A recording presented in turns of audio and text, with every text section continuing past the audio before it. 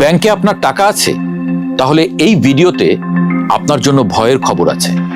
ভারতে 12টি সরকারি এবং 21টি প্রাইভেট ব্যাংক আর কয়েকটি আঞ্চলিক ব্যাংক, আর বাংলাদেশে এখন 63টা শিডিউলড ব্যাংক। এত ব্যাংক খুব কম দেশেই আছে, তাও আপনার টাকা নিরাপদ না। কেন? কারণ এই দেশে ব্যাংকের মালিক ব্যাংকার না, মালিক হলো গার্মেন্টস ব্যবসায়ী, সিমেন্ট ব্যবসায়ী, পাওয়ার প্ল্যান্টের মালিক।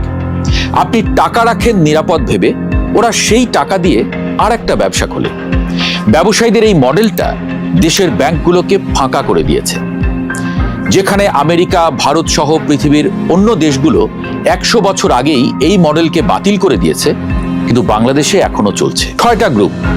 বাংলাদেশ ব্যাংকের রিপোর্ট বলছে তাদের হাতে পুরো ব্যাংকিং সেক্টর জিম্মি। বাংলাদেশ ব্যাংকের ওয়েবসাইটে যান, লেখা আছে দেশে 63টি শিডিউলড ব্যাংক, 7টি রাষ্ট্রায়ত্ত, 3টা বিশেষায়িত, 43টা প্রাইভেট, 9টা বিদেশি।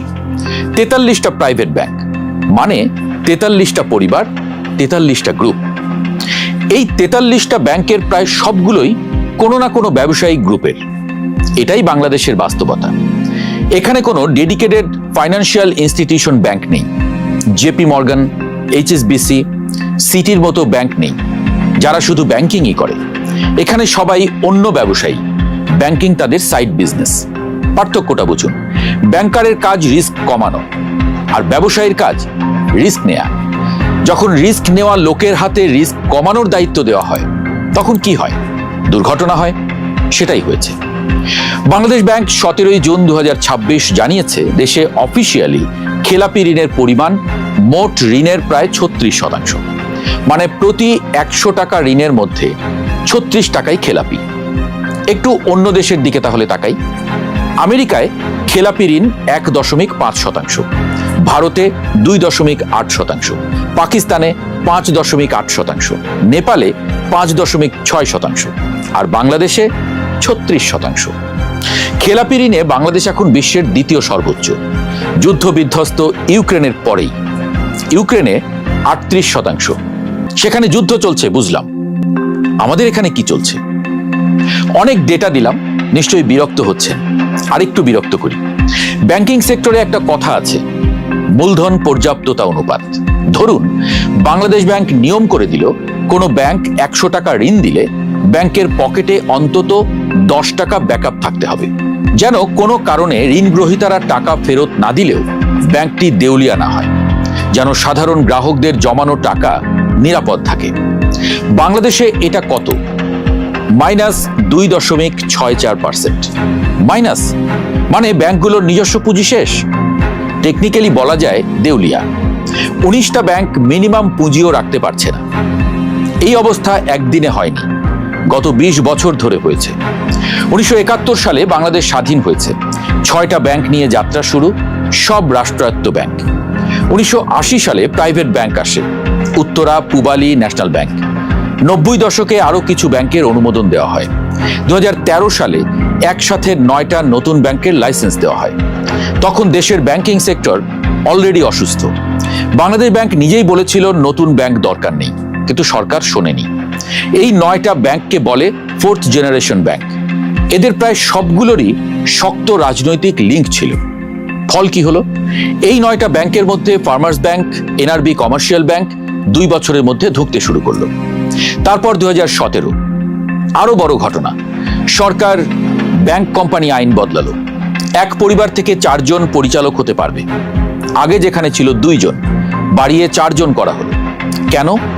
যাতে এক পরিবার পুরো বোর্ড দখল করতে পারে। আর মেয়াদ 6 বছর থেকে বাড়িয়ে 9 বছর, মানে একবার ঢুকলে 9 বছর আর বের হওয়া লাগবে না। এই দুটো ঘটনাতেই ব্যাংকগুলো পরিবারের পকেটে চলে গেল। আইন বদলালো, লাইসেন্স পেল, এবার শুরু হলো আসল খেলা। এস আলম গ্রুপ, চট্টগ্রামের গ্রুপ। অভিযোগ আছে এই প্রতিষ্ঠানটি 2017 সালে ইসলামী ব্যাংকের দখল নিয়েছে। বাংলাদেশ ব্যাংকের ডকুমেন্ট বলছে ইসলামী ব্যাংকের মোট ঋণের 47%, অর্থাৎ 74,900 কোটি টাকা নিয়ে নিয়েছে এস আলমের কোম্পানি।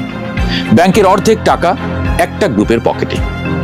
আপনি 5 লাখ টাকা লোন চাইতে গেলে আপনার বাড়ির দলিল, আপনার বাবার দলিল, বিয়ের দলিল, চাকরির সার্টিফিকেট সব চায়।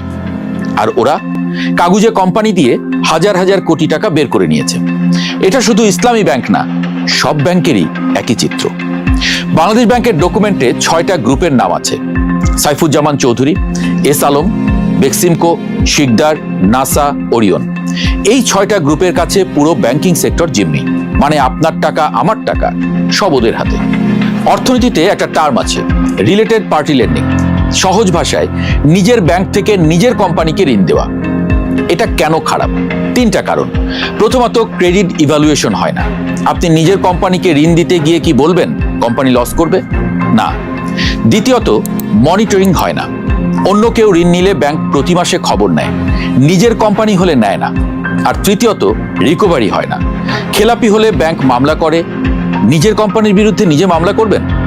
ফলাফল, খেলাপি ঋণ বাড়ে, পুঁজি শেষ হয়, ব্যাংক দেউলিয়া। এই কারণে ব্যবসায়ীদের ব্যাংকের মালিকানা দিতে হয় না। সারা পৃথিবীতে সবখানে এই নিয়ম। আমাদের পাশের দেশ ভারতের কথাই ধরুন। 1969 সালের আগে ভারতের ব্যাংকগুলো ছিল ব্যবসায়ীদের হাতে।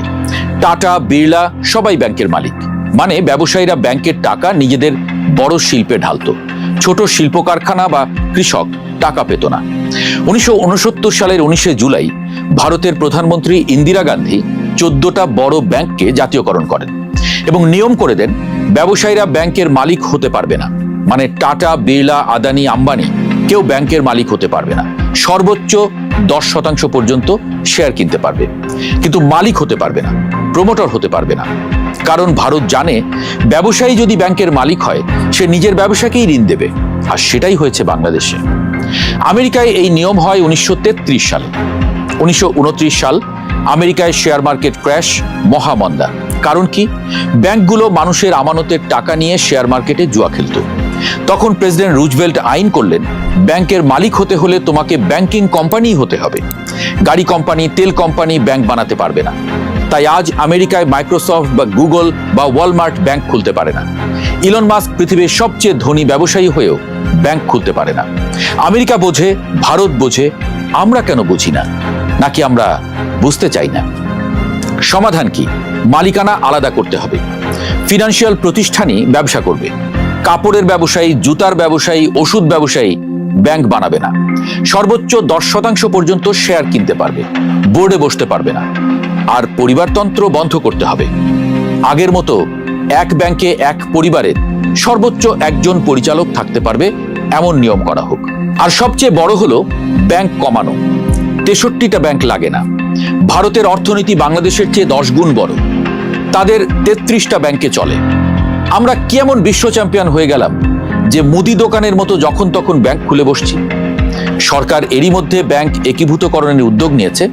আরো অনেক ব্যাংক একীভূত করা যেতে পারে, কিংবা চাইলে দুর্বল ব্যাংক পুরোপুরি বন্ধ করে দেওয়া যেতে পারে। সরকারকে বলছি, মনে রাখবেন, ব্যাংক কোনো ব্যবসায়ীর পকেট না, ব্যাংক হলো জনগণের ভরসা। ব্যাংক নিয়ে আমরা আরো কয়েকটি পর্ব করব। এক একটা ব্যাংক ধরে আমরা দেখিয়ে দেব কোন ব্যাংক কতটা ঝুঁকিতে। আপনার অভিজ্ঞতা আমাদের জানাতে পারেন। আমাদের সোজা কথা, মানুষ ভরসা করে ব্যাংকে টাকা রাখে, তাদের সেই ভরসা নষ্ট করা যাবে না। ভরসার জায়গাটা যখন কারো পকেটে যায়, তখন 63টা ব্যাংক থাকলেও একটাও ব্যাংক থাকে